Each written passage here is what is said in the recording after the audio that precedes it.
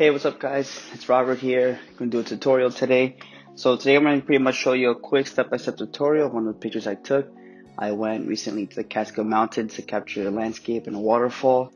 And as you can see here, so we're going to pretty much go step-by-step on how I edit my photos at the Catskills. So just a little backstory about the Catskills. We were trying to get there before sunset, but the sunset at 6:40 and we got there like around 6:10. So we pretty much had 30 minutes to capture whatever we could at the Catskill. So we had to make our hike as fast as we can to try to capture something. We were able to get some stuff, so I selected one of the photos that I did from that day. And it wasn't the sky that we wanted to see. We wanted to get the sunset sky, but it was a cloudy day, so we had to make it work.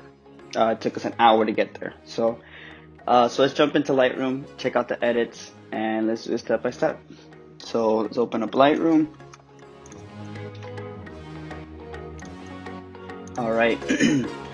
So here we see the sky's a little overexposed, which is okay. Like I said before, I wanted to capture the sunset sky. So because of that, I had to make it work with just a cloudy sky, which worked out because, as you know, cloudy skies make everything look even lighting, everything beautiful.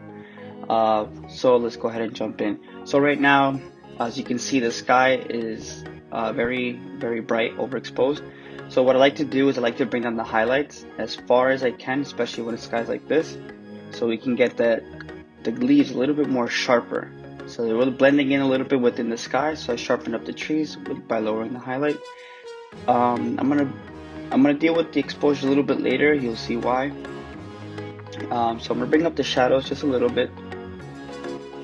Here you go, just to bring up the little details here within underneath the rock and by the trees.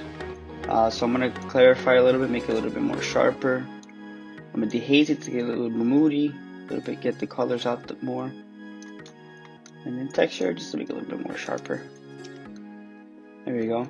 I'm gonna actually mess with the temperature, with the white balance. I want to make it a little bit more yellow to give it more of a warmer feeling, since we're not in the winter time yet, so we're still in fall. Get those yellows out. There you go.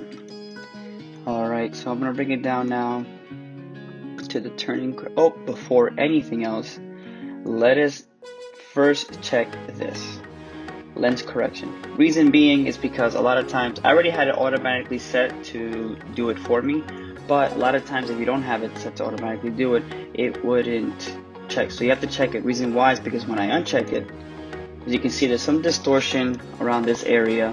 It's not major, but if you have a wide angle lens, this is a very key factor to always have checked, because that distortion sometimes could affect the photo.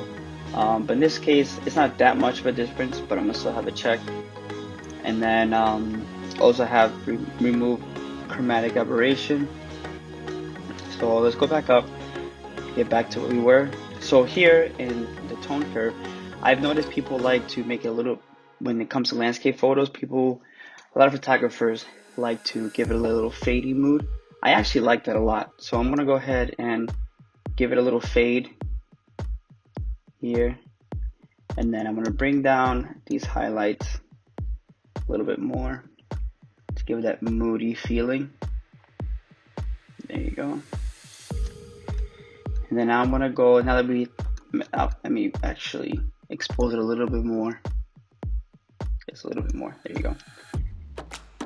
And then bring down the highlights just a tad there.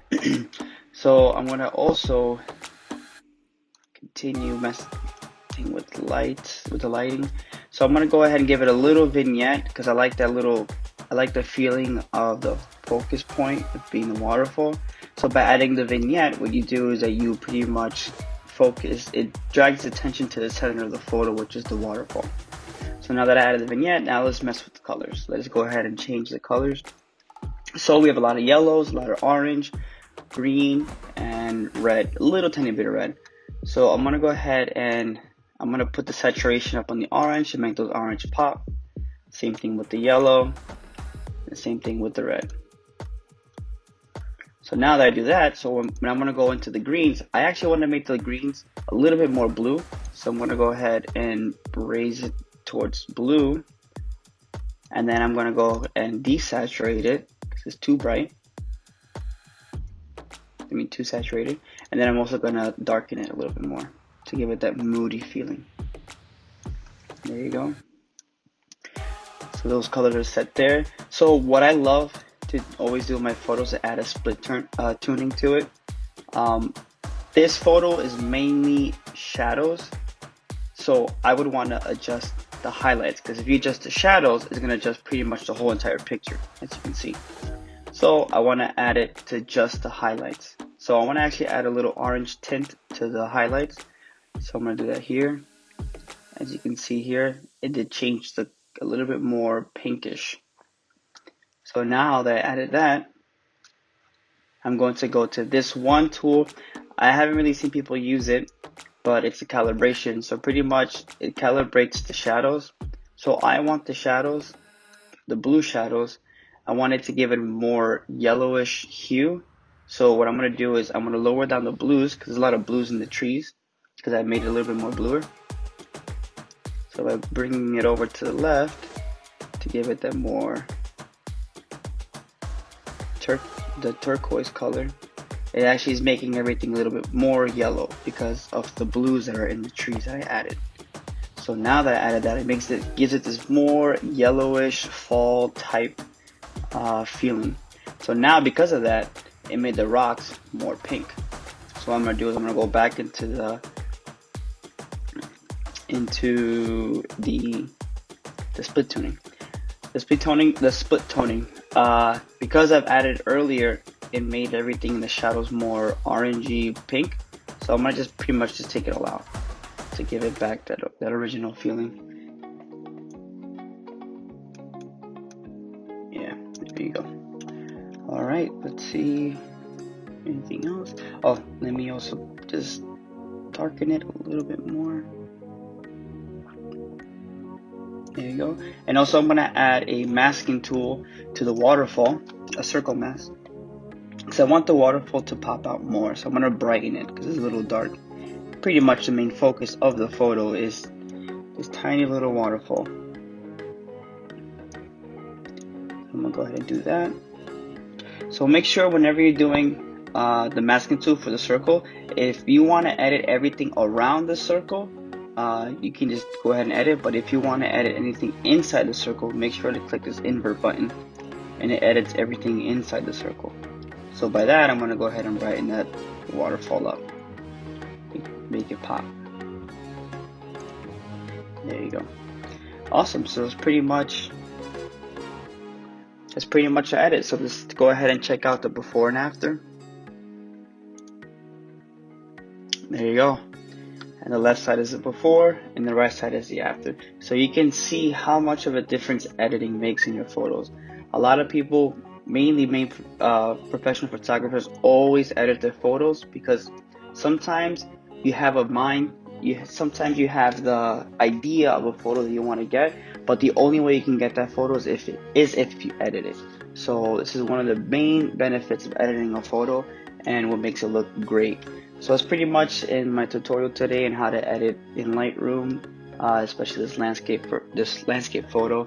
I also do take car photography, so maybe in the future I'm going to do a car photography editing video on Lightroom, so you guys can also see how I adapt my landscape photography editing into my car photography editing.